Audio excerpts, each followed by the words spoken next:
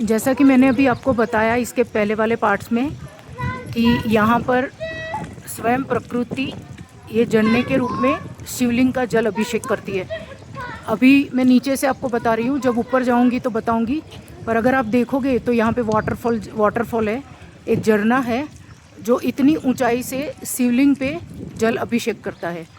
इस जगह की एक और ख़ासियत है, इस अंजनी महादेव टेम्पल को, इस जगह को हिमाचल का मिनी अमरनाथ कहा जाता है।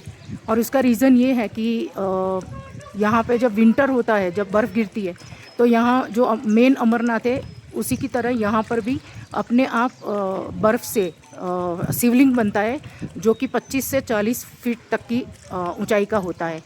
और विंटर में ये शिवलिंग अपने आप बनता है, इसीलिए इसको हिमाचल प्रदेश का मिनी अमरनाथ भी कहा जाता है।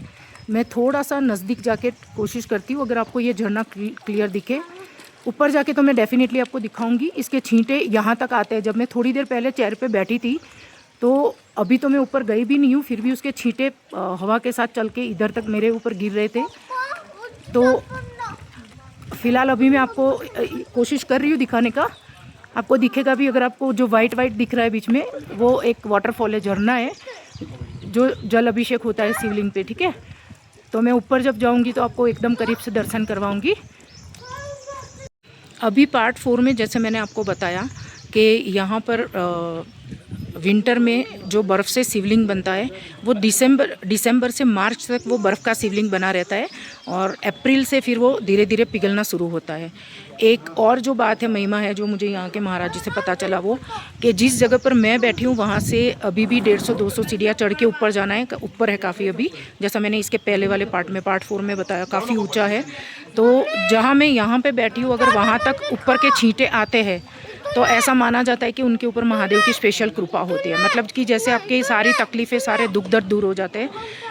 अगर आपके ऊपर इस जगह पे बैठे हो, वहाँ पे तो पड़ता है, पर अगर आप इस जगह पे बैठे हो जहाँ पे मैंने अभी आपको पार्ट नंबर 3 में 3 में मैंने आपको जो अंजनी माता जी के और बाल स्वरूप हनुमान जी के जो दर्शन करवाए, ठीक है, उस जगह पे मैं बैठी थी। मैं पहले उस जगह, मतलब थोड़ा उस तरफ बैठी थी, तो वहाँ पे मुझे पता नहीं था, तो सडनली एकदम से छींटे गिरना शुरू हुआ मेरे ऊपर। तो पहले मुझे लगा बारिश शुरू हो गई, तो मैं एकदम से खड़ी होके जगह देख रही थी कि अगर बारिश ज़ोरों से शुरू हो जाएगी तो मुझे कहीं पे तो मतलब ऐसे किसी छपरे के कहीं के नीचे रुकना पड़ेगा करके, ठीक है। तो मैं वहाँ से खड़ी हुई, फिर बाद में पता चला कि बारिश तो है ही नहीं, तो वो ऊपर से छींटे गिर रहे थे। फिर मैं वहाँ से काफ़ी दूर बैठी, यहाँ पे जहाँ पे जो महाराज जी रहते हैं, जहाँ जो मंदिर की जो देखभाल करते हैं, जो महाराज जी का जो घर है, तो वहाँ पर एक कुर्सी है। मैं उतना दूर आके बैठी, तो सिर्फ 1 मिनट बैठी थी मैं। अभी अपने पर्स से सब मतलब निकाल ही रही थी अपने, क्योंकि यहाँ पे नीचे बर्फ़ जैसा ठंडा होता है। ऑब्वियस है, मंदिर है तो हम शूज़ पहन के तो नहीं आ सकते, तो यहाँ तक शूज़ अलाउड है, पर हमें वहाँ पे शूज़, मतलब मैं बाद में आपको रैक बताऊँगी। वहाँ पर ये जो चेयर्स पड़ी है ना, ये देखो, पहले मैं जो बता रही हूँ वो ये है।